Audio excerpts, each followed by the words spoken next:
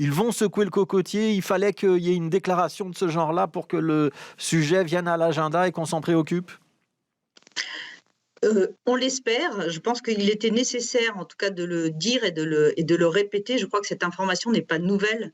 Elle a été, le constat, il a été déjà fait il y a plusieurs mois et plus encore, je dirais, depuis le mois de septembre, alors que, les pays, dits riches étaient en train de passer des accords, d'achat sur des vaccins. Donc oui, il est important qu'ils le disent et qu'ils le répètent. Est-ce que ce sera suffisant? C'est une condition nécessaire. Est-ce que ce sera une condition suffisante pour faire bouger un petit peu les lignes du pouvoir, j'ai envie de dire, et les lignes des décisions politiques? Rien n'est moins sûr. Je pense qu'on a besoin probablement de revenir peut-être en détail sur les problématiques auxquelles sont confrontés les pays qui en ont besoin. Donc oui, condition nécessaire, mais peut-être pas suffisante. Ouais. Arnaud Zacharie, comment ça se passe en ce moment? Donc on voit bien que on est en train d'acquérir des vaccins, que c'est déjà pas très facile dans les pays du Nord, hein, que ce soit l'Union européenne, les États-Unis, qu'on se dispute avec les labos pharmaceutiques qui n'arrivent pas à tenir les délais. Pour les pays du Sud, c'est encore plus compliqué. Ah mais bien sûr, pour les pays du Sud, il ne reste en fait que des miettes, hein, puisque la répartition des vaccins s'opère selon le principe du plus offrant, donc en gros la loi du plus fort. Donc aujourd'hui, les trois quarts des doses précommandées l'ont été par les pays riches. Et il y a encore des pays en développement à revenus intermédiaires qui sont plus développés que des pays pauvres. Donc on a mis sur pied l'OMS, l'Alliance Gavi, l'initiative COVAX, donc dans le but de vacciner 20% de la population de 92 pays en développement d'ici fin 2021. Mais malheureusement, on est loin du compte puisqu'il fallait pour cela disposer de 2 milliards de doses et c'est à peu près la moitié dont dispose actuellement l'initiative COVAX. Ben, tout simplement parce que c'est cette course à l'échalote, hein, c'est cette loi du plus fort qui fait qu'on a une monopolisation des vaccins et même des projets de vaccins aux mains des pays riches. Et évidemment, les firmes pharmaceutiques, elles ont tout intérêt à cette loi du plus offrant puisque ça leur permet de dégager davantage de profits. Ouais. On va peut-être expliquer ce que c'est que COVAX, hein, que vous avez mentionné à deux reprises. C'est un programme. L'Europe a promis 850 millions dans ce programme. Ça veut dire qu'on essaye quand même malgré tout de mutualiser la distribution de ces vaccins. Ça marche ou ça ne marche pas, COVAX? Ben, ça ne marche pas comme ça devrait. Bon, déjà, l'initiative COVAX a des limites, c'est-à-dire qu'en fait, c'est une facilité d'achat au profit des pays pauvres. C'est-à-dire que c'est l'Union européenne qui met de l'argent dans un fonds et c'est après voilà. les pays du Sud qui peuvent essayer d'utiliser ce fonds. C'est comme ça que ça marche. Voilà. Et donc, l'initiative COVAX visait à mobiliser 7 milliards de dollars. On en est à 2,1 milliards, en tout cas à la fin 2020, dont près de la moitié qui provenait de l'Union européenne. Donc, on espère évidemment que l'administration Biden va rejoindre l'initiative COVAX. Mais cette initiative COVAX a été, donc, il y a eu une évaluation interne il y a quelques semaines qui conclut malheureusement que certains pays pauvres n'auront pas accès aux vaccins avant 2024. Donc, c'est non seulement une faute morale, comme le dit le patron de l'OMS, mais c'est aussi une grave erreur sanitaire, puisque dans le cadre d'une pandémie mondiale, il faut évidemment aborder la vaccination et l'immunité à cette échelle mondiale. Autrement, il y aura non seulement des gros problèmes sanitaires, mais aussi des conséquences économiques et sociales. Pas plus tard qu'aujourd'hui, il y a une étude qui démontre que ça risquerait de coûter 7 000 milliards de dollars à l'économie mondiale, dont la moitié aux pays riches. Donc, c'est en fait dans l'intérêt des pays riches d'avoir une répartition plus équitable des vaccins. Ouais, on va y revenir. Nathalie Arnoux, sur COVAX quand même, il y a deux choses que moi j'entends dans ce que vient de nous dire Arnaud Zacharie. Il y a d'une part la capacité à mobiliser des fonds et à payer ces vaccins, ça c'est la première chose. Et puis il y a une deuxième chose, c'est un petit peu la course de vitesse dans laquelle on est tous engagés. C'est-à-dire qu'il ne suffit pas juste de donner de l'argent pour éventuellement acheter des vaccins, mais il faut aussi garantir que les vaccins n'arriveront pas trop tard dans les pays du Sud. Exact. Et je pense que pour revenir sur ce qui était dit sur la COVAX, aujourd'hui, à ce jour, la COVAX n'a délivré aucun vaccin. Il faut quand même être clair. C'est dans ce sens-là, l'idée est belle, la mise en œuvre est beaucoup plus complexe et on voit très très bien les limites d'ailleurs de ce type de modèle. Et pour le rappeler, un certain nombre de pays qui ont rejoint ce mécanisme sont aujourd'hui en train passer des accords bilatéraux pour pouvoir avoir accès aux vaccins. Donc, à mon sens, aujourd'hui, la COVAX est une belle idée, mais ne fonctionne pas.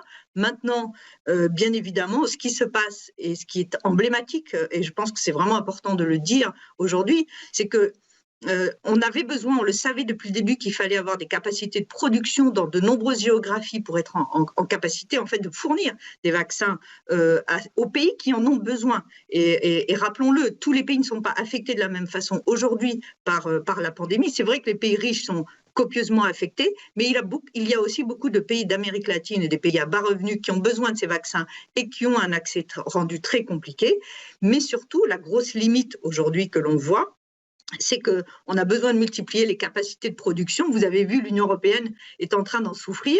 Et je pense que là aussi, il y a quelque chose à dire sur le fait qu'il y a cette nécessité de pouvoir partager un peu des éléments de propriété intellectuelle, de savoir-faire, pour au moins commencer à amorcer, j'ai envie de dire, des capacités dans différentes géographies. Il y a des accords qui sont passés, hein, des contrats de production, c'est déjà bien.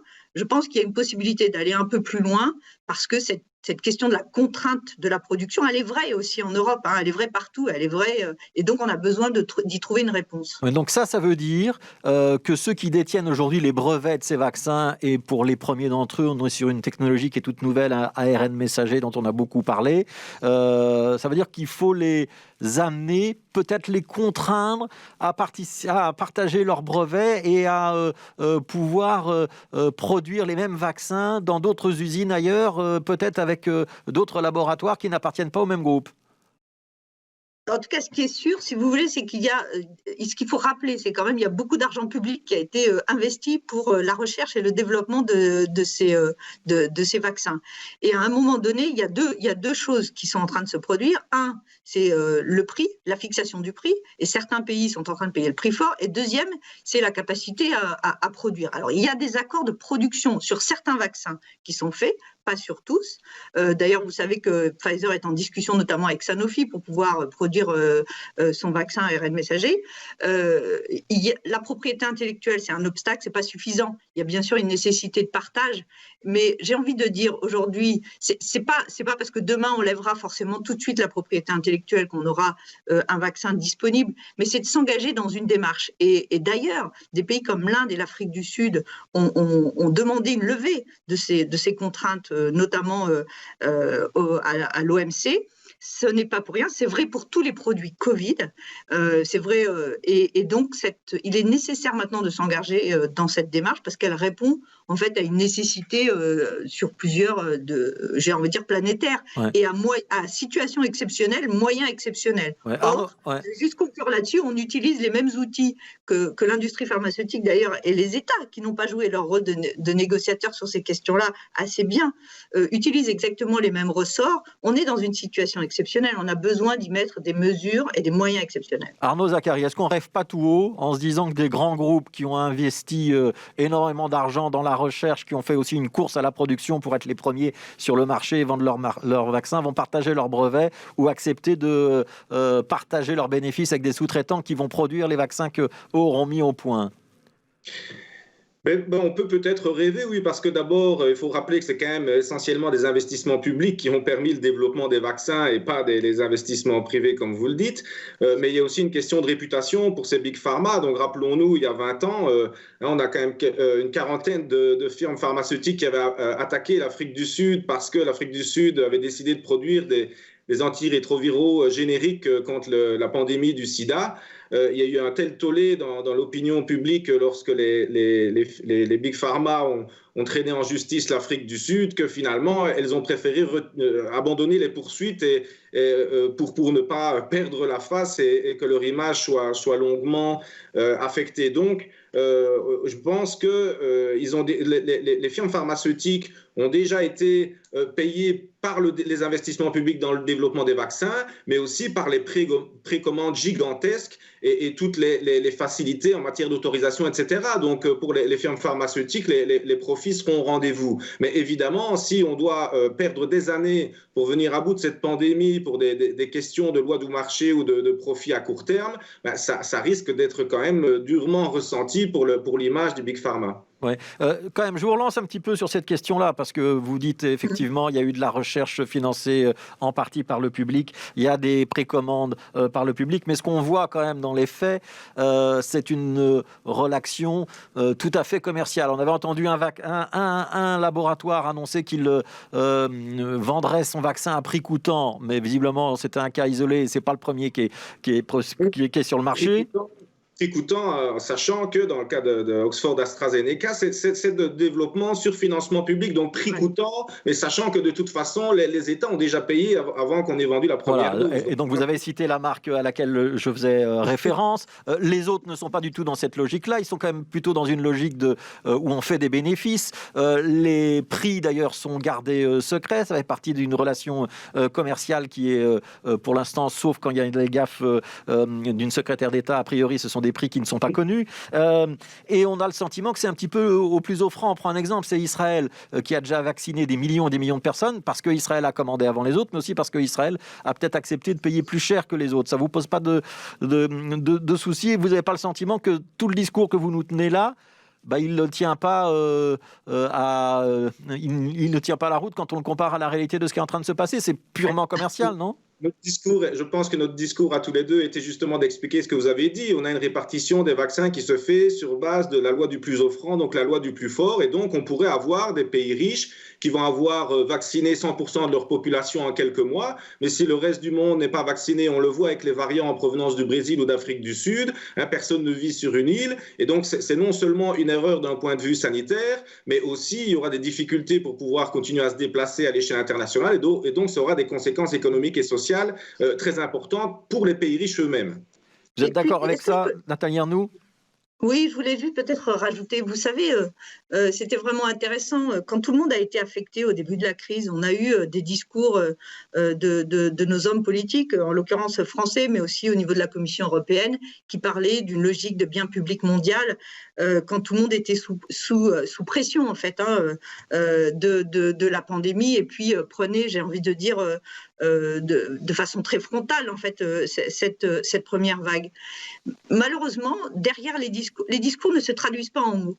Et finalement, j'ai envie de retourner un peu, moi, la question, parce qu'on dit peut-être que les organisations internationales ont un discours de doux rêveurs.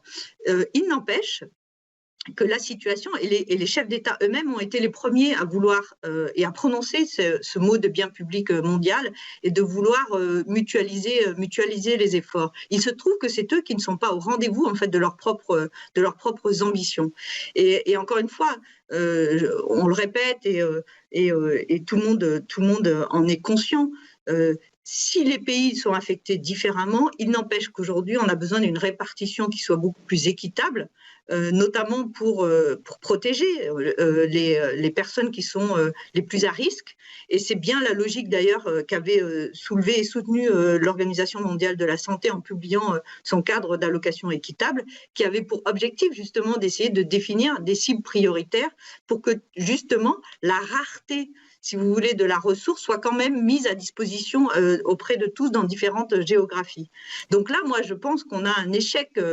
La réalité, c'est qu'on a aussi un échec des États, y compris dans leurs négociations. Vous savez comme moi, vous êtes bien placé pour le savoir, que dans le cadre des négociations, notamment sur les contrats, même les députés européens n'ont aujourd'hui même pas accès aux informations. Donc, on est quand même dans une situation où il y a eu massivement de l'argent public, y compris pour couvrir les risques économiques au niveau national et payer des productions et la recherche.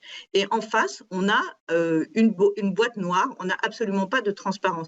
Il y a quelque chose qu'on a à apprendre qui nous incite quand même à revoir et à revisiter la façon dont tout cela s'organise. Ça veut dire quoi ? Ça veut dire que la solution face à une pandémie mondiale, elle devrait passer par une commande mondiale de médicaments. L'OMS pourrait s'en charger ?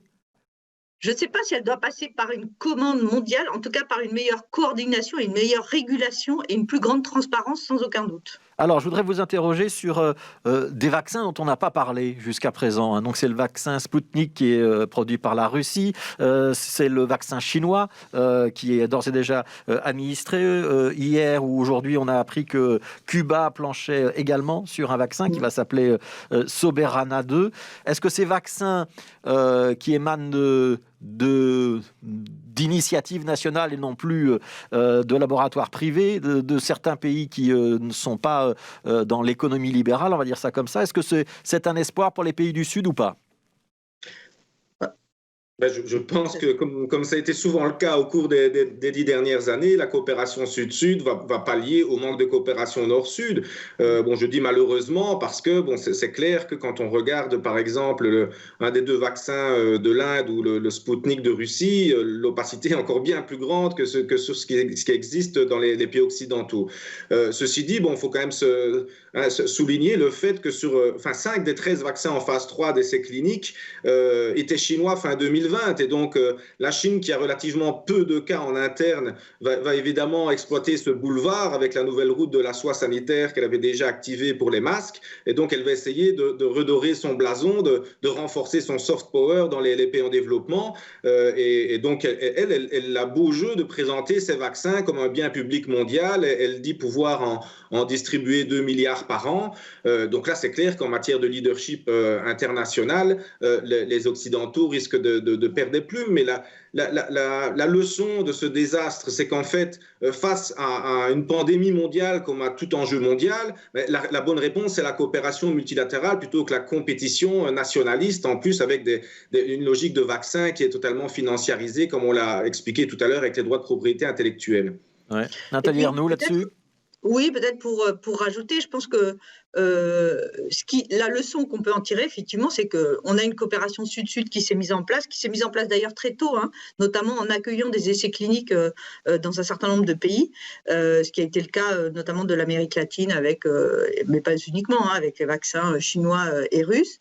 Je pense que ça correspond à un besoin des pays, effectivement, d'abord d'avoir participé sur le plan des essais cliniques, d'en avoir profité pour essayer peut-être de négocier certaines doses parce qu'ils accueillaient eux-mêmes des essais cliniques. Et je pense que ce n'est pas négligeable.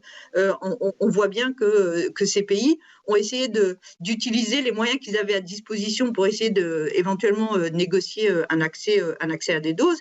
Et puis, le troisième point, c'est qu'on a des nouveaux entrants sur le marché en fait des vaccins au niveau international, en tout cas précisément dans le cadre de la Covid. Effectivement, les vaccins chinois qui ont plusieurs vaccins, dont 2, qui partagent leurs données d'ailleurs avec l'OMS et qui auront, on le verra si les dossiers sont suffisamment solides, une préqualification réglementaire du côté de l'OMS.